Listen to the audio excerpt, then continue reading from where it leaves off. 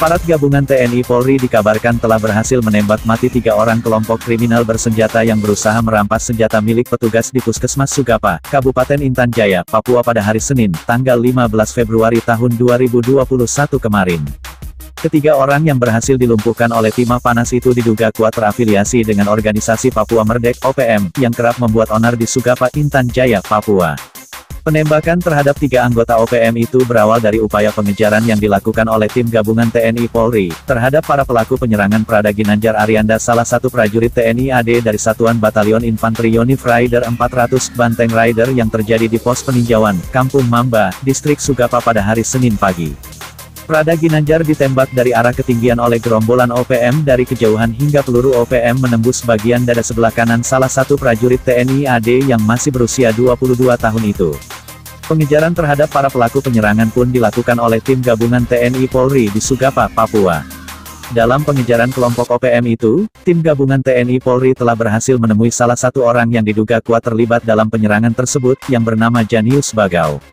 Namun, pada saat dilakukan pemeriksaan Janius Bagau nekat melarikan diri dengan lompat ke jurang. Tembakan peringatan pun tak dihiraukan oleh Janius Bagau, hingga moncong senjata pun diarahkan ke Janius Bagau yang tetap mencoba melarikan diri dari upaya pemeriksaan TNI dan Polri.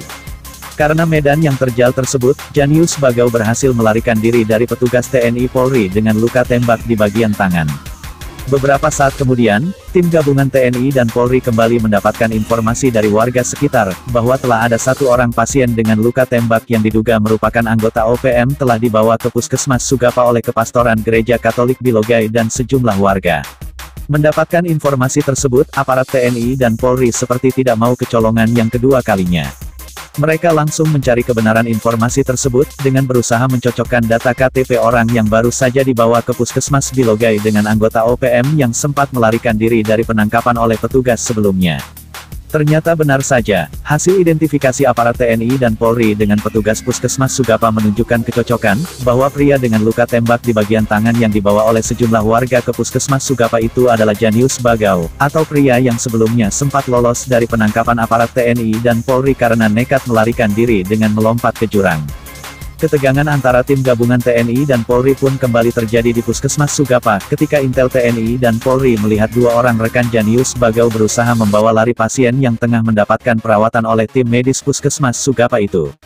Alih-alih menyerahkan diri, 2 orang rekan Janius Bagau melakukan perlawanan terhadap petugas yang saat itu melakukan penjagaan.